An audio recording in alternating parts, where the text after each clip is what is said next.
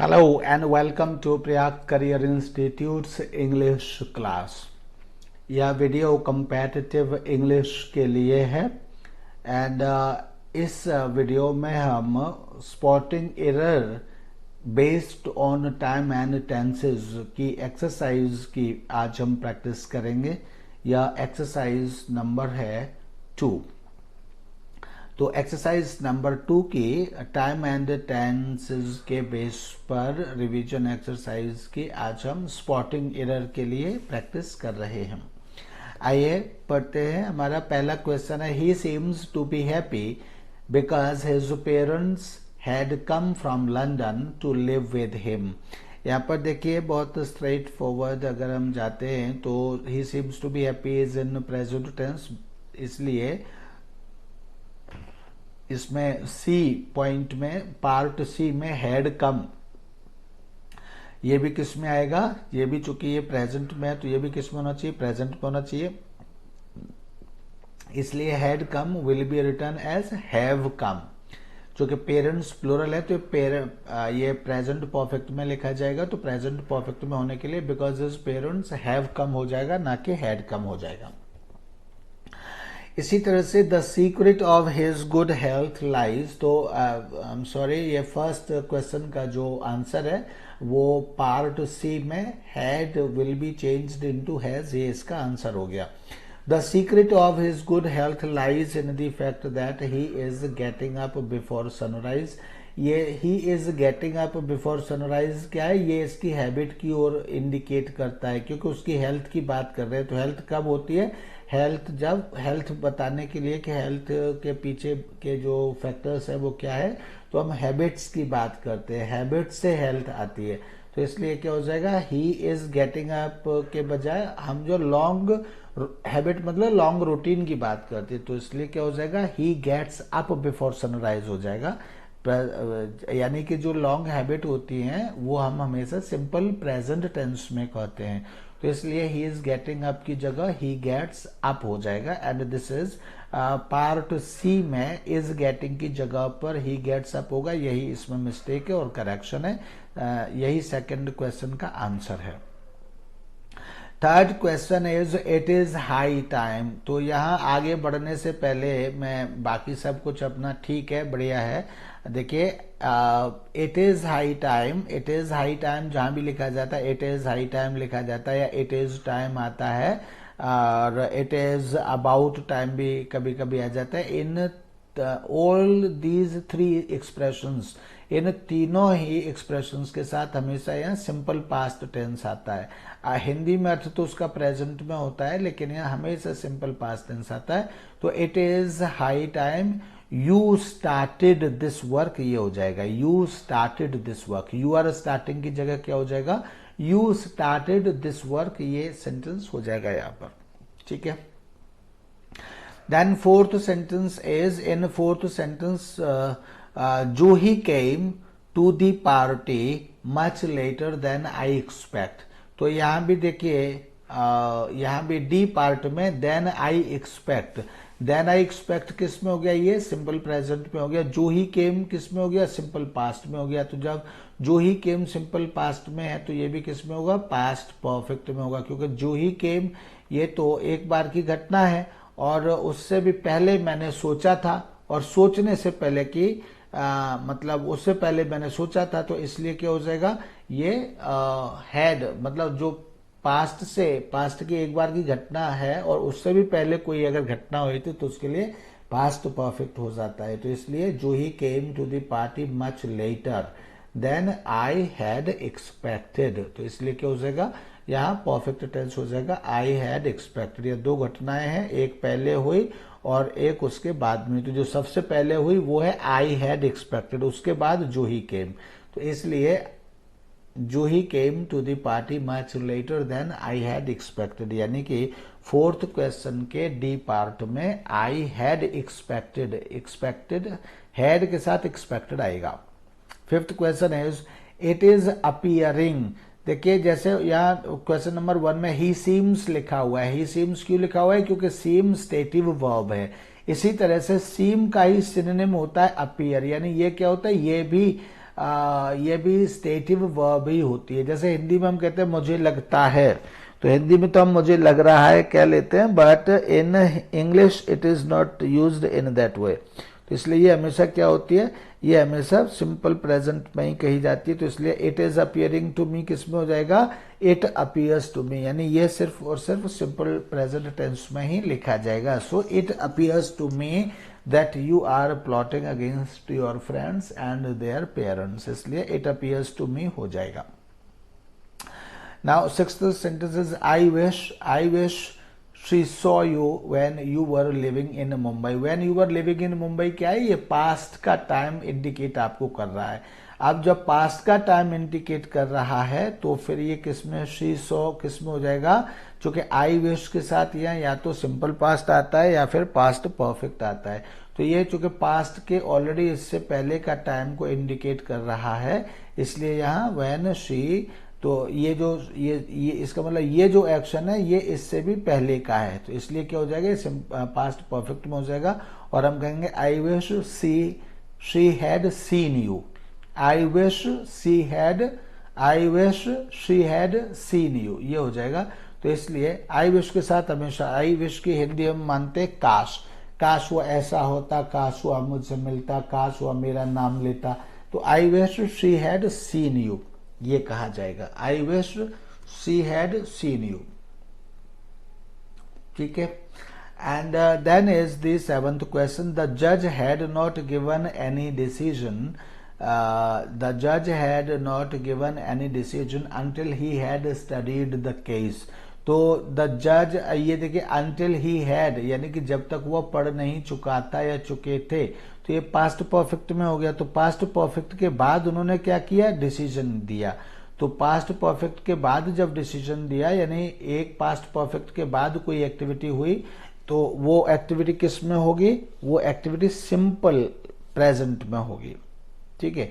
मेरे आने से पहले वह खाना खा चुका था, तो या जब तक मैं नहीं आया तब तक उसने खाना नहीं खाया था, तो until I came, तो he had not eaten food until I came, इस तरह से हो जाएगा।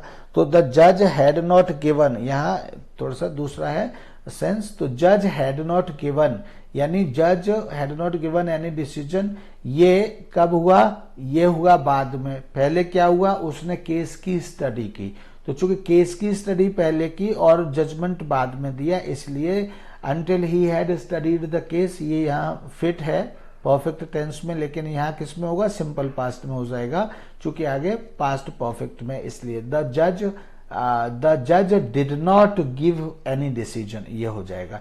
इसलिए सेवंथ क्वेश्चन के पार्ट ए में हैड नॉट गिवन की जगह डिड नॉट गिव आएगा, और यही राइट आंसर है इसका। 8th क्वेश्चन में अ misogynist is a person who, misogynist is a person, is किस में है, इज सिंपल प्रेजेंट टेंस में है। ए मिसोजिनिस्ट ये क्या है, ये सिंपल प्रेजेंट टेंस में है। जब ये सिंपल प्रेजेंट टेंस में है तो ये मिसोजिनिस्ट की डेफिनेशन बताई जा रही है। जब डेफिनेशन बताई जा रही है तो ये डेफिनेशन किस में होगी, सिंपल प्रेजेंट टेंस में होगी। तो इसलिए क्या हो जाएगा, अ misogynist is a person who, क्योंकि डेफिनेशन में यूजुअली स्टेटिव वर्ब्स ही होती हैं, तो क्या हो जाएगा, हु इज हेटिंग। अगर इज हेटिंग कहेंगे तो ये तो टेम्पररी प्रेजेंट एक्टिविटी हो गई, यानी अभी वो कर रहा है, तो ऐसा तो नहीं है। तो इसलिए क्या हो जाएगा, who hates woman. A misogynist is a person who hates woman, but a philogynist is a person who loves woman, ठीक है। तो इसलिए यहाँ इज हेटिंग की जगह पर क्या हो जाएगा, हेट्स वुमन हो जाएगा। 8th question. अब 8th के बाद now is the 9th question. 9th question is I will let you know as soon as I will get any information about your promotion. तो 9th क्वेश्चन है I will let you know, ये main clause हो गई। Main clause किस में है, simple future यानी will के साथ है। तो इसलिए जब मेन क्लॉज किसी फ्यूचर में होती है तो उसके साथ जो एडवर्ब क्लॉज ऑफ टाइम आती है वो हमेशा सिंपल प्रेजेंट में होती है, यह रूल है। इसलिए क्या हो जाएगा, I will let you know as soon as I get any information.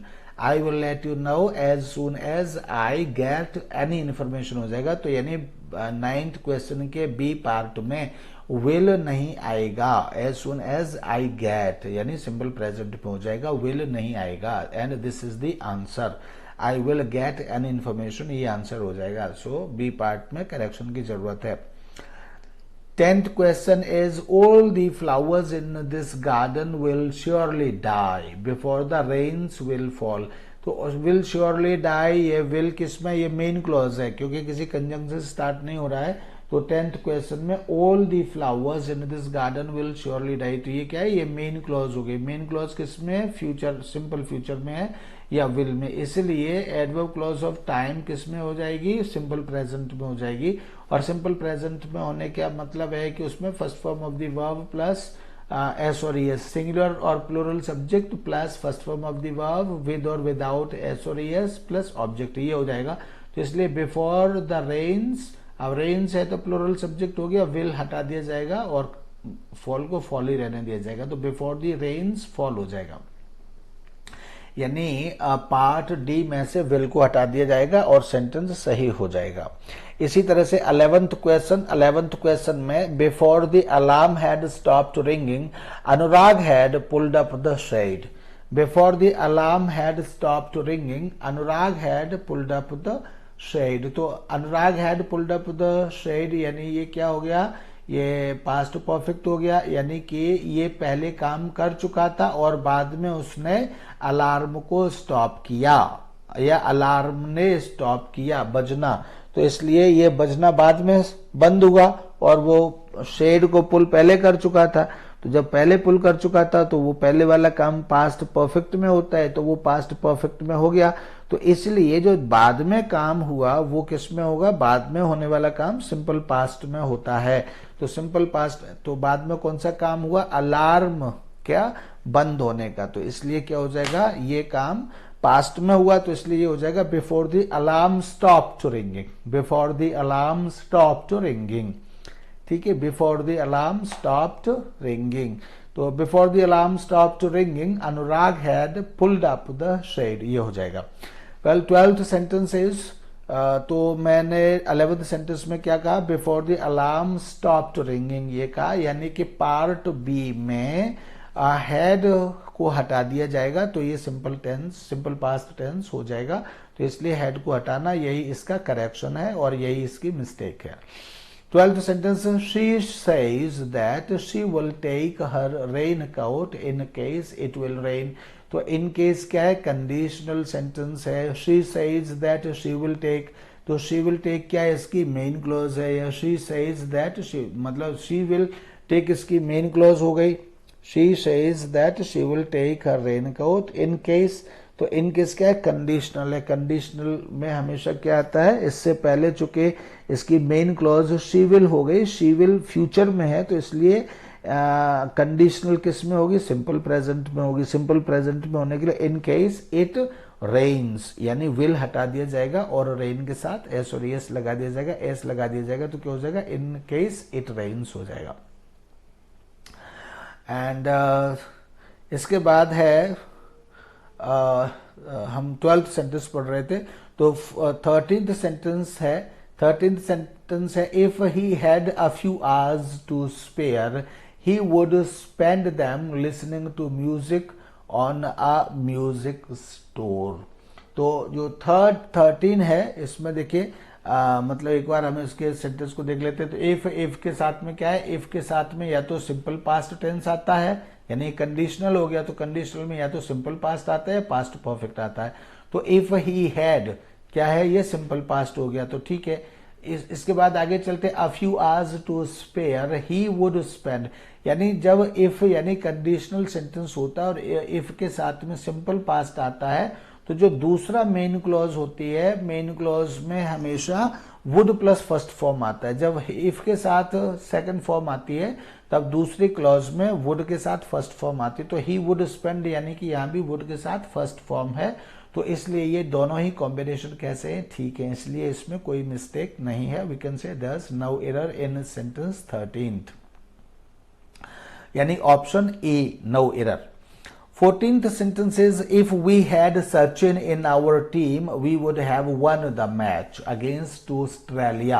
इसका मतलब है कि अगर हम पार्ट बी, सी और डी को पढ़ें तो इसका मतलब है we would have won the match against Australia, यानी हम ऑस्ट्रेलिया के खिलाफ मैच जीत जाते। तो ये एक क्या है, एक ये इमेजिनेशन है जो कभी पूरी नहीं होती। तो जब ये इस तरह के कॉम्बिनेशन में कोई सेंटेंस लिखा जाता है वी वुड हैव वन, तो ये क्या हो गया, ये भी एक तरह का पास्ट परफेक्ट हो गया। तो पास्ट परफेक्ट के साथ यहाँ इफ यानी कंडीशनल स्थिति में भी या कंडीशनल क्लॉज में भी हमको क्या चाहिए, यहां भी फिर हमको पास्ट परफेक्ट ही चाहिए। जबकि यहां पर है क्या, if we had Sachin. If we had Sachin क्या हो गया, ये हो गया सिंपल पास्ट टेंस, और हमको क्या चाहिए, पास्ट परफेक्ट टेंस चाहिए। तो इसलिए इफ वी हैड सचिन की तब ये पास्ट परफेक्ट टेंस हो जाएगा। If we had Sachin in our team we would have won the match against Australia. तो 14th में इफ वी हैड सचिन हो जाएगा यहां पर। And next sentence is 15th number. If I would have done this, I would have done wrong and would have disappointed many of my well-wishers. यहाँ देखिए if conditional होता है तो if के साथ हमेशा या तो second form of the verb यानी सिंपल पास्ट आता है या पास्ट परफेक्ट आता है। Past perfect means if subject had आता है। तो यहां पर क्या है, वुड आया है, वुड कैसा है, टोटली रॉन्ग है। तो क्या हो जाएगा, if I had done this, ये हो जाएगा। If I had done this यानी क्या हो जाएगा, चेंजेस क्या होंगे, 15th सेंटेंस के पार्ट ए में वुड हैव को हटाया जाएगा और वुड हैव की जगह क्या लिखा जाएगा, if I had done this ये लिखा जाएगा। तो वुड हैव की जगह हैड आ जाएगा एंड डन ऑलरेडी लिखा हुआ है। तो if I had done this ये इसमें करेक्शन है और वुड हैव ये क्या है, ये इसकी मिस्टेक है। पार्ट ए में ये करेक्शन और मिस्टेक को करेक्ट किया जाएगा। तो यही आंसर था क्वेश्चन नंबर 15th का। Now question number 16th, he uses to study. He uses to study.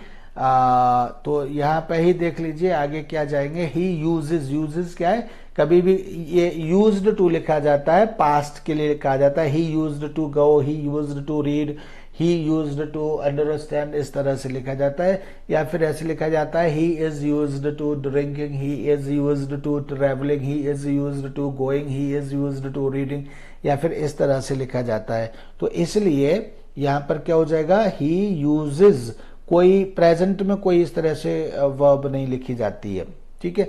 ही मतलब प्रेजेंट की हैबिट दिखाने के लिए सिंपल पास्ट टेंस ही यूज किया जाता है। Not simple past, simple present he present की हैबिट के लिए यूज किया जाता है। तो क्या हो जाएगा, ही स्टडीज हो जाएगा, यूजेस वगैरह सब हट जाएगा। तो ही स्टडीज यानी यही गलत है, इसलिए मैं आगे नहीं जा रहा हूं। ही स्टडीज, अब पूरा सेंटेंस पढ़ लेते हैं। He studies at least till 11 o'clock in the night and then he goes to bed. तो देखिए ही गोज क्या है, ये भी हैबिट्स को दिखाता है। तो ही गोज टू बेड हो जाएगा। 17th is when I will be 40 most of my colleagues will be over 45 years of age।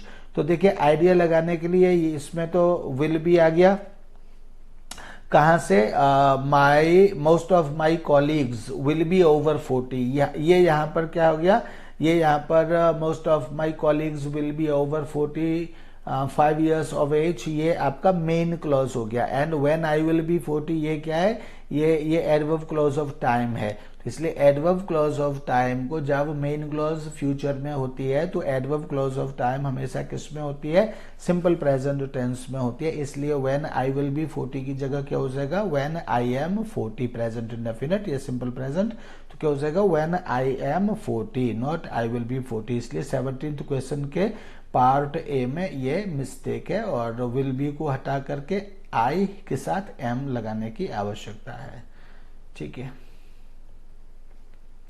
Now 18th sentence is, if I was you, I would have convinced the manager to take up the new project। तो यहां पर देखिए कि इसके साथ was आया है conditional में। तो यहां पर हमको क्या चाहिए, यहां पर हमको was की जगह पर, चूंकि इधर क्या आया है, would have आया है, I would have convinced। तो आई वुड हैव कन्विंस्ड क्या है, ये पास्ट परफेक्ट है, तो पास्ट परफेक्ट में हमें इधर भी चाहिए, तो इसकी जो बी की जो पास्ट परफेक्ट फॉर्म होती है वो क्या होती है, हैड बीन। तो इसलिए यहां भी क्या हो जाएगा, if I had been you, if I had been you I would have convinced the manager, ये यहां पर हो जाएगा if I had been you, right.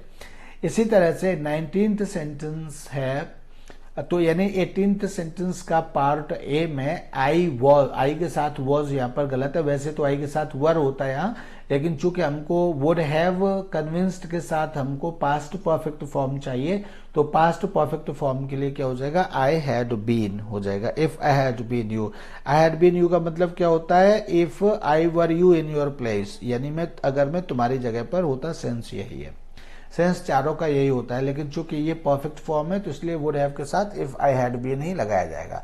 19th sentence is I lived here since 2005 therefore I know almost everything, यानी कि ये continuity की ओर इशारा कर रहा है, सिंस 2005, तो इसलिए and therefore I know almost everything about this city, तो ये कंटिन्यूटी की ओर इशारा कर रहा है, यानी प्रेजेंट की ओर एक तो इशारा कर रहा है कि मैं अभी इसके विषय में जानता हूं, क्यों जानता हूं, मैं यहाँ 2005 से रह रहा हूं, तो इसलिए क्या है, ये कंटिन्यू एक्टिविटी की ओर इशारा करता है। तो चूंकि सिंस लगा हुआ है इसलिए क्या हो जाएगा, प्रेजेंट परफेक्ट कंटिन्यूअस, क्योंकि therefore I know almost everything, I know किसमें, प्रेजेंट इंडेफिनिट में, तो इसलिए हमको यहाँ कंटिन्यूटी में कौन सा टेंस चाहिए, हमको प्रेजेंट परफेक्ट कंटिन्यूअस या प्रेजेंट परफेक्ट प्रोग्रेसिव उसी का नाम है, यह टेंस चाहिए, इसलिए क्या हो जाएगा, I have been living here since 2005, I have been living here since 2005, ये हो जाएगा।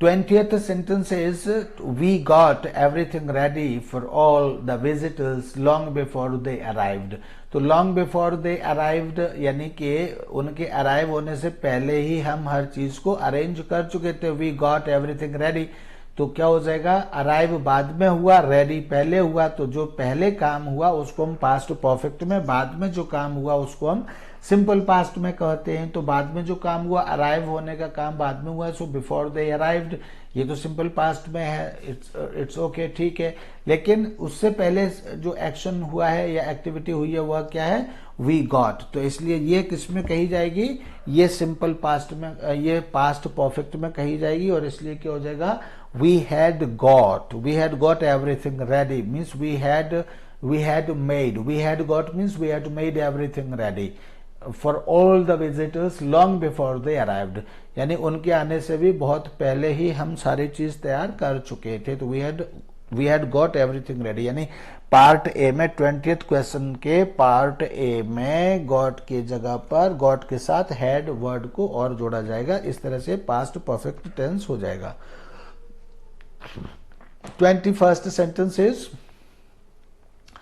I have been knowing him for 20 years but I don't know where he lives, यानी where he lives simple present में है, and यहां है I have been knowing him for 20 years, for 20 years perfect tense की ओर इशारा करता है, लेकिन नोइंग क्या होता है, ये स्टेटिव वर्ब होती है, स्टेटिव वर्ब होने के कारण ये कभी भी कंटिन्यूअस टेंस में नहीं आती है। हम कभी भी ये नहीं कहते मैं जान रहा हूं, और अगर ये जान रहा हूं हिंदी में कहते हैं तो ये भी सेंटेंस कैसा है, गलत है। हाँ, सही क्या होता है, मैं जानता हूं, कभी भी किसी भी चीज के लिए कहेंगे तो जानता हूं, जान गया हूं मतलब जान चुका हूं या जान जाऊंगा, इस तरह कहते हैं, लेकिन जान रहा हूं कभी भी नहीं कहा जाता है हिंदी में भी। तो इसलिए यहां अब चूंकि आवश्यकता किसकी है, परफेक्ट की है, तो परफेक्ट के लिए क्या हो सकता है, कंप्लीट एक्शन। कंप्लीट एक्शन क्या होता है, परफेक्ट टेंस, तो आई हैव नोन हिम हो जाएगा, ना कि I have been knowing. I have been knowing is wrong use and I have known, यानी कि नोइंग में KNOWN ये हो जाएगा, तो नोन हो जाएगा। I have known him for 20 years, यानी प्रेजेंट परफेक्ट में ये लिखा जाएगा, बीन भी नहीं आएगा, आई हैव बीन नोइंग की जगह बीन खत्म करके KNOWN यानी केवल नोन यहां पर लिख दिया जाएगा, बस आई हैव नोन, केवल आई हैव नोन पार्ट ए में। 22nd sentence is, this is indeed the first time that I hear such an interesting story. Such an interesting story, or this is the first time, this is indeed the first time that I, तो ये क्या है, ये complete action के, present में किसी action के complete होने की ओर इशारा है। मैंने स्टोरी सुनी है, स्टोरी सुनने के बाद ही तो हम कंक्लूजन निकाल लेंगे कि स्टोरी अच्छी है, बुरी है, कैसी है। तो ये हम सुनने के बाद ही किसी कंक्लूजन पर पहुंचेंगे। तो यानी हमको यहाँ कंप्लीट एक्टिविटी दिखानी है। कंप्लीट एक्टिविटी के लिए चूंकि पूरा सेंटेंस प्रेजेंट इंडेफिनिट टेंस में है, तो इसलिए प्रेजेंट परफेक्ट टेंस में आएगी एक्टिविटी, और ये हो जाएगा this is Indeed the first time that I have heard. यानी पार्ट सी में आई हियर को किस में लिखा जाएगा, प्रेजेंट परफेक्ट में। प्रेजेंट परफेक्ट में क्या हो जाएगा, I have heard such an interesting story, ये हो जाएगा। 23rd sentence, Reena was me up till now. Reena was me up till now as we went to visit an exhibition, so don't scold her for returning home late. तो यहाँ पर देखिए क्या हो जाएगा, रीना was, तो was तो किसमें, ये तो पास्ट में हो गया, और अप टिल नाउ किसमें होगा, अप टिल नाउ प्रेजेंट में है। तो इसलिए प्रेजेंट के लिए हमको यहाँ पे भी क्या कहना पड़ेगा, प्रेजेंट कहना चाहिए। और प्रेजेंट कहने के लिए यहाँ वॉज लगा है, इसका मतलब है कि बी का यूज है, यानी कि अभी तक मेरे साथ ही थी, यही हम कहेंगे। हिंदी में तो अभी तक मेरे साथ थी कहेंगे, लेकिन इंग्लिश में उस कंप्लीट एक्शन को क्या कहेंगे, प्रेजेंट परफेक्ट में कहेंगे। अप टिल नाउ, आया टिल नाउ के लिए प्रेजेंट परफेक्ट यूज किया जाता है। So Reena has been with me up till now, ये हो जाएगा Reena has been with me up till now, right? Reena has been with me up till now, ये हो जाएगा। तो इस तरह से, एंड आगे as we went to visit an exhibition, चूंकि हम विजिट करने गए थे, तो वो अब तक मेरे ही साथ है, has been रही है up till now, अब तक। सो इसलिए उसको स्कोल्ड ना करें। 23 में पार्ट ए में वॉज को हटा करके हैज बीन विद मी लिख दिया जाएगा। 24, as I have been working for this company for the last 15 years, they offered a quarter. As I have been working for this company for the last 15 years. As I, यहाँ पर देखिए, as I have been working for this company for the last 15 years, तो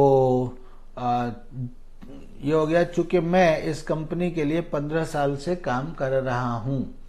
हाँ, चूंकि मैं आज I have been working for this company for the last 15 years, पिछले 15 साल से इस कंपनी के लिए मैं काम कर रहा हूं। तो इसलिए क्या हो जाएगा, या तो हम यहाँ पे they offered a quarter, they offered a quarter, तो ये तो पास्ट टाइम का हो गया। तो हमारे पास दो ऑप्शन है, या तो हम ये कहेंगे they offered, they have offered a quarter, they have offered a quarter, या तो हम ये कहें, या फिर एज आई हैव बीन को किस में चेंज कर दें, एज आई हैड बीन। अब आई हैड बीन को चेंज करेंगे तो फिर इसमें फॉर द लास्ट 15 years, तो यहाँ पर दिस कंपनी मतलब ये प्रेजेंट के लिए किया जाता है, दैट कहीं भी आता है तो पास्ट के लिए आता है। इसलिए हमको एज आई हैव बीन को चेंज ना करके हमको करना चाहिए as I have been working for this company for the last 15 years। अब आगे they have offered a quarter, और या फिर now they have offered a quarter, तो यहाँ ये किस में आ जाएगा, परफेक्ट में आ जाएगा, पास्ट में नहीं आएगा। ठीक है, तो क्या हो जाएगा, दे हैव ऑफर्ड अ क्वार्टर, यानी 15 साल काम करने के बाद लगातार कंटिन्यू उनके लिए उन्होंने अब मुझे एक क्वार्टर ऑफर किया है। So they have offered a quarter, ये हो जाएगा। And in next is 25th, had she come even a moment earlier she would have found me there. तो had she come even a moment earlier, यानी कि if she had she come का मतलब होता है इफ शी हैड कम, यानी conditional sentence यह हो गया। इस कंडीशनल सेंटेंस में या तो हैड शी कम ही मान लीजिए और पास्ट परफेक्ट टेंस मान लीजिए, या फिर इसको इफ शी हैड कम कहेंगे तो इफ के साथ पास्ट परफेक्ट टेंस मान लीजिए। तो यहाँ 25A में ये पास्ट परफेक्ट टेंस हो गया, and she would have found, ये भी क्या हो गया, ये भी पास्ट परफेक्ट टेंस हो गया। तो यही कॉम्बिनेशन होता है, यहाँ पास्ट परफेक्ट होता है और यहाँ भी पास्ट परफेक्ट होता है, तो दोनों का कॉम्बिनेशन हो जाने के कारण ये सेंटेंस कैसा है, ये सेंटेंस सही है, यानी कि इसका जो ऑप्शन है वो ई है, इसमें कोई भी मिस्टेक नहीं है। 24 का ऑप्शन हमने डी चूज किया, 25 का हमने ई को चूज किया, यानी 25 में कोई मिस्टेक नहीं है एंड 24 में हमको they have offered the quarter ये हमको कहना चाहिए। चलिए आज के लिए इतना ही। Thank you, that's all for this exercise, इसमें एरर स्पॉटिंग एक्सरसाइज में। एंड अपने टेंसेस को बहुत अच्छे और बहुत ज़्यादा से करिए। कल मैं इसमें दोबारा से आपको, कल का मतलब है नेक्स्ट वीडियो में मैं आपको इसकी वोकैबुलरी की एक्सरसाइज दूंगा और एक बार एक दिन में आपको एरर स्पॉटिंग की एक्सरसाइज दूंगा एंड एक दिन में आपको वोकैबुलरी की एक्सरसाइज दूंगा। ग्रामर में आपको रोजाना दे रहा हूँ, उसको सुनिए और समझिए, पढ़िए भी on the screen. Thank you, bye bye.